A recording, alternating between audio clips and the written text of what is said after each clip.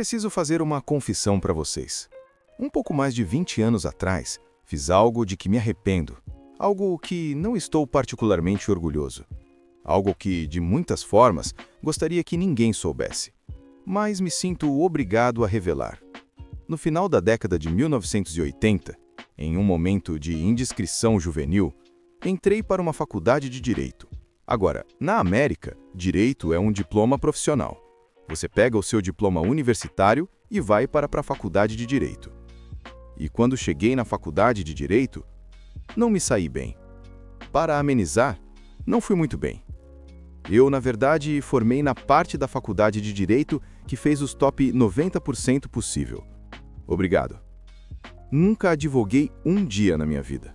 Na verdade, nunca me foi permitido. Mas hoje, contra meu bom senso, contra o conselho de minha própria esposa, quero tentar tirar a poeira de algumas dessas habilidades jurídicas. Ou o que sobrou delas. Não quero lhes contar uma história. Quero apresentar um caso. Quero apresentar um caso envolvente, prático e baseado em evidências. Ouso dizer um caso legal, por repensar como conduzimos nossos negócios. Então, senhoras e senhores do júri, olhem isso. Isso é chamado de o problema da vela. Alguns de vocês podem ter visto isso antes. Foi criado em 1945 por um psicólogo chamado Carl Duncker. Carl Duncker criou esse experimento que é usado em uma enorme variedade de experimentos na ciência comportamental. E funciona assim. Suponha que eu seja o experimentador. Te levo para uma sala, te dou uma vela, algumas tachinhas e alguns fósforos. E te digo, seu trabalho é prender a vela na parede para que a cera não pingue na mesa. E agora? O que você faz? Agora muitas pessoas começam a tentar usar as tachinhas para prender a vela na parede. Não funciona.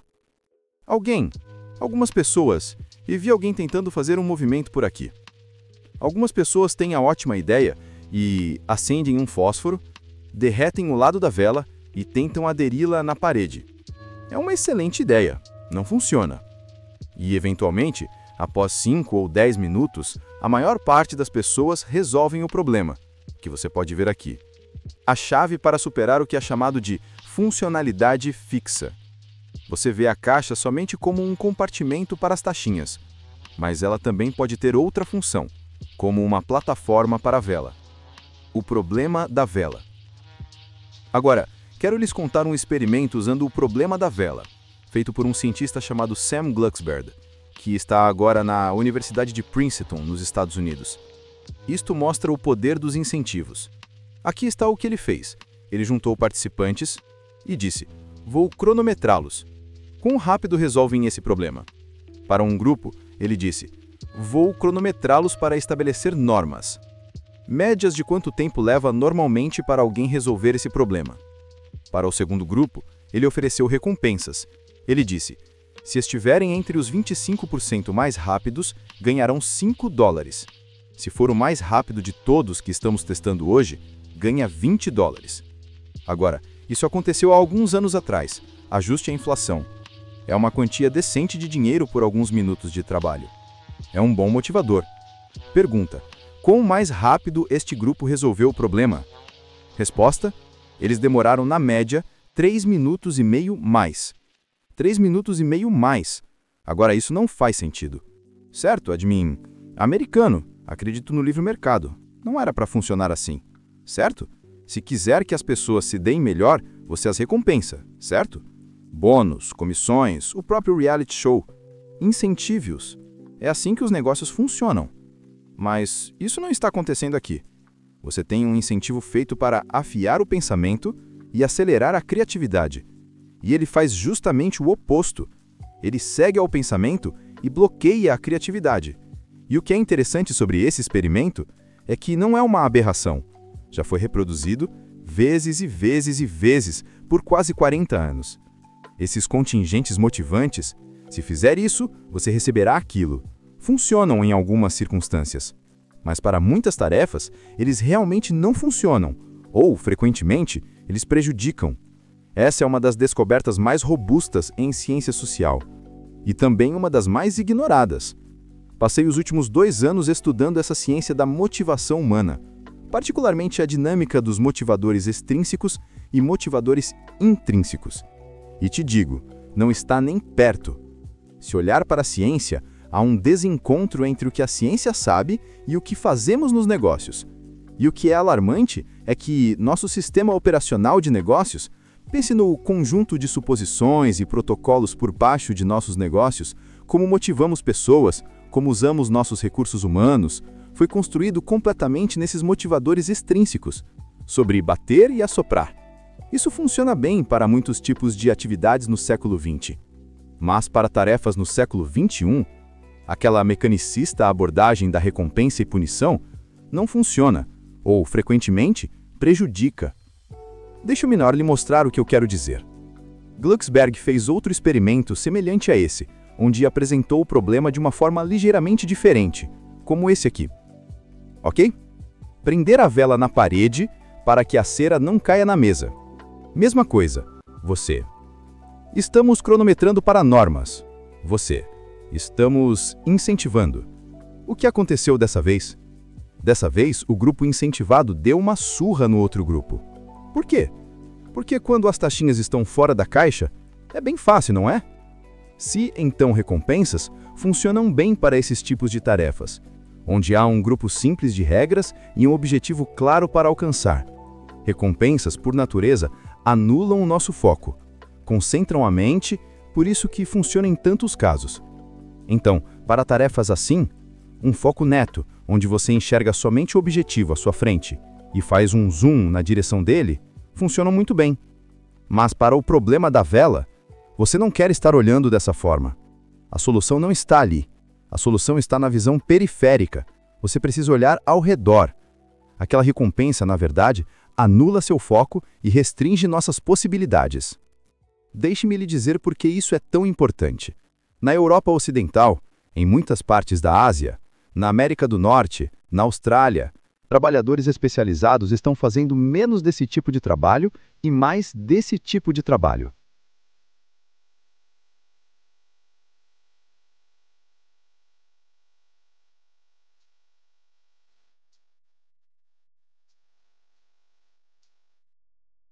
Aquela rotina, baseada em regras, trabalho do lado esquerdo do cérebro, certos tipos de contabilidade, certos tipos de análises financeiras, certos tipos de programação de computadores, tem se tornado muito fácil de terceirizar, bem fácil de automatizar. Software pode fazer isso mais rápido. Provedores com baixo custo pelo mundo podem oferecer mais barato. Então, o que realmente interessa são os cérebros direitos, criativos, habilidades do tipo conceituais. Pense sobre seu próprio trabalho. Pense sobre seu próprio trabalho. Os problemas que você encara, ou até mesmo os problemas que estamos falando aqui, esses tipos de problemas, eles têm regras claras e uma única solução? Não. As regras são misteriosas. A solução, se existir para começar, é surpreendente e nada óbvia. Todos nessa sala estão lidando com sua própria versão do problema da vela. E para problemas da vela de todos os tipos, em qualquer área, aquelas se-então recompensas, as coisas nas quais construímos nossos negócios em volta, não funcionam. Agora, isso me deixa louco. E isto não é... A coisa é o seguinte, isto não é um sentimento, ok? Sou um advogado, não acredito em sentimentos. Isso não é filosofia, sou americano, não acredito em filosofia. Isto é fato. Ou, como dizemos em minha terra natal, Washington, D.C., um fato verdadeiro. Deixe-me dar um exemplo do que quero dizer. Deixe-me defender a evidência aqui, porque não estou lhes contando uma história, estou apresentando um caso. Senhoras e senhores do júri, algumas evidências. Dan Ariely, um dos maiores economistas de nossos tempos, ele e 3 colegas fizeram um estudo com alunos do MIT. Eles deram para os alunos do MIT um monte de jogos, jogos que envolviam criatividade, habilidades motoras e concentração. e ofereceram aos alunos, por performance, 3 níveis de recompensas: pequena recompensa, média recompensa e grande recompensa, ok? Se você se sair muito bem, ganha grande recompensa e assim por diante. O que aconteceu? Enquanto as tarefas envolviam somente habilidades mecânicas, bônus funcionaram como esperado. Quanto maior o pagamento, melhor a performance, ok? Mas uma tarefa pedia por uma habilidade cognitiva até rudimentar. Uma recompensa maior os levou para uma performance mais fraca. E eles disseram: vamos ver se existe um elemento cultural aqui. Vamos para Madurai, Índia, testar isso. Padrão de vida é mais baixo. Em Madurai, uma recompensa que é modesta em padrões norte-americanos é mais significativa lá. Mesma coisa, montes de jogos, 3 níveis de recompensas. O que aconteceu? Pessoas a quem se ofereceu recompensas de nível médio não se saíram melhor que as que foram oferecidas pequenas recompensas. Mas dessa vez, as pessoas que foram oferecidas as maiores recompensas tiveram os piores resultados. Em 8 das 9 tarefas que examinamos através dos 3 experimentos, incentivos mais altos levaram a resultados piores. É algum tipo de frescura, conspiração socialista acontecendo aqui? Não. Eles são economistas do MIT, da Carnegie Mellon, da Universidade de Chicago. E sabe quem financiou essa pesquisa? O Banco Central dos Estados Unidos. Essa é a experiência americana. Vamos até a Faculdade de Economia de Londres, LSE, Faculdade de Economia de Londres. Alma mater de 11 laureados do Prêmio Nobel em Economia. Local de treinamento para grandes pensadores em economia como George Soros e Friedrich Hayek e Mick Jagger. Mês passado, somente mês passado, economistas da LSE olharam 51 estudos de planos que pagam por performance dentro das companhias. Aqui está o que os economistas de lá falaram. Nós achamos que incentivos financeiros podem resultar em um impacto negativo na performance como um todo. Há um desencontro entre o que a ciência sabe e o que os negócios fazem. E o que me preocupa enquanto ficamos de pé nos destroços do colapso econômico é que muitas organizações estão tomando suas decisões, suas políticas sobre talento e pessoas baseadas em suposições desatualizadas, sem verificação, e baseadas mais em folclore do que em ciência. E se realmente queremos sair dessa bagunça econômica, e se realmente queremos alta performance naquelas tarefas definitivas do século XXI, a solução não é fazer mais das coisas erradas, atiçar as pessoas com recompensas melhores ou ameaçá-las com punições mais severas. Nós precisamos de uma nova abordagem. E a boa notícia sobre isso é que os cientistas que têm estudado motivação nos deram uma nova abordagem. É uma forma construída mais em torno da motivação intrínseca, em torno de uma vontade de fazer as coisas porque elas importam, porque nós gostamos, porque elas são interessantes, porque elas são parte de algo importante. E na minha mente, aquele novo sistema operacional para nossos negócios gira em torno de 3 elementos: autonomia, domínio e propósito. Autonomia, o desejo de direcionar nossas próprias vidas. Domínio, o desejo de melhorar cada vez mais fazendo algo que importa. Propósito, o desejo de fazer o que fazemos para que sirva a algo maior que nós mesmos. Estas são as peças para um sistema operacional completamente novo para nossos negócios. Quero falar hoje apenas sobre autonomia. O século XX chegou com essa ideia de gerenciamento. Gerenciamento não emanou da natureza. Gerenciamento é como... não é uma árvore. É como uma TV, ok? Alguém o inventou. E não significa que vai funcionar para sempre. Gerenciamento é ótimo. Noções tradicionais de gerenciamento são ótimas, se quiser conformidade. Mas se quiser engajamento, autodirecionamento funciona melhor. Deixe-me dar alguns exemplos um pouco radicais de noções de autodireção. O que isso significa? Não se vê muito disso, mas você vê o início de algo bem interessante acontecendo. Porque o que significa é pagar as pessoas adequadamente e de uma forma justa, absolutamente, tirando a questão de dinheiro da frente, e então dando muita autonomia para as pessoas. Deixe-me dar alguns exemplos. Quantos de vocês ouviram falar da companhia Atlassian? Parece que menos da metade. Atlassian é uma firma australiana de software, e eles fazem algo incrivelmente bacana. Algumas vezes ao ano, eles dizem para seus engenheiros: vá e trabalhe nas próximas 24 horas em qualquer coisa que quiser, contanto que não seja em algo que é parte do seu trabalho regular. Trabalhe em qualquer coisa que quiser. Assim, os engenheiros usam esse tempo para pensar em uma forma legal de códigos, inventam uma estante elegante. Depois eles apresentam tudo o que desenvolveram para seus colegas e para o resto da companhia. Nessa atmosfera vigorosa, todas as mãos se encontram ao final do dia. E então, sendo australianos, todos tomam cerveja. Eles chamam de dias FedEx. Por quê? Porque tem de entregar algo de um dia para outro. É lindo, nada mal. É uma grande violação de marca, mas é muito inteligente. Esse um dia de intensa autonomia produziu uma gama de soluções para software que talvez nunca existissem. E funciona tão bem que Atlassian levou a ideia para um próximo nível, para 20% do tempo. Feito, conhecidamente na Google, onde engenheiros podem trabalhar 20% de seu tempo trabalhando no que quiserem. Eles têm autonomia sobre seu próprio tempo, suas tarefas, seus times, suas técnicas, ok? Quantidades radicais de autonomia. E na Google, como muitos sabem, cerca de metade de seus produtos em um ano típico nasceram durante os 20% do tempo. Coisas como Gmail, Orkut, Google News. Deixe-me dar um exemplo ainda mais radical.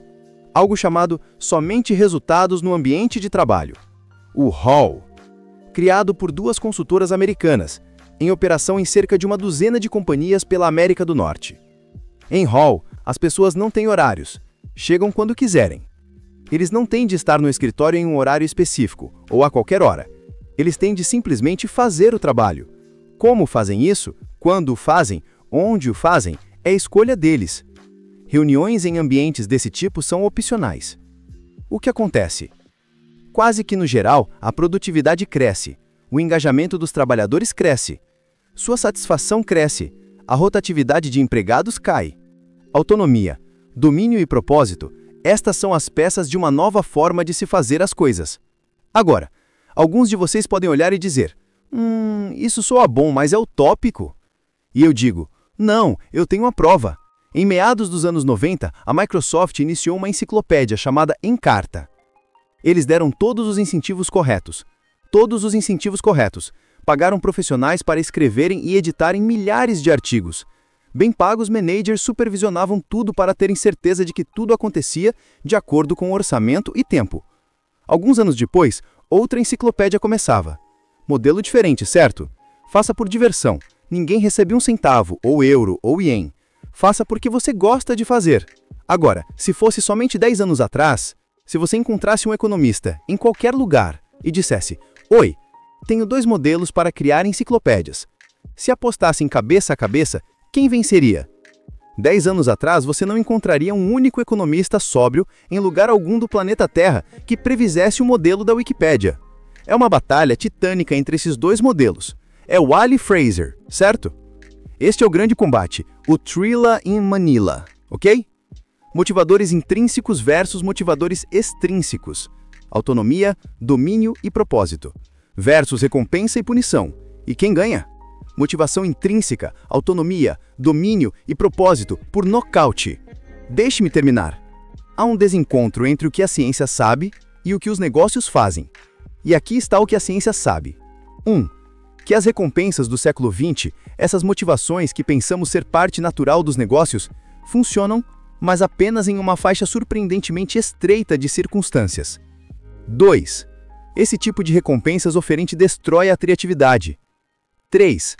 O segredo para a alta performance não é recompensas e punições, mas aquele desejo invisível intrínseco, o desejo de fazer as coisas por si, o desejo de fazer as coisas que importam. E aqui está a melhor parte. Já sabemos disso. A ciência confirma o que sabemos em nossos corações. Então, se repararmos esse desencontro entre o que a ciência sabe e o que os negócios fazem, se nós passarmos essa preguiçosa e perigosa ideologia de recompensas e punições, nós podemos fortalecer nossos negócios, podemos resolver muitos problemas da vela e talvez, possamos mudar o mundo. Eu encerro o meu caso.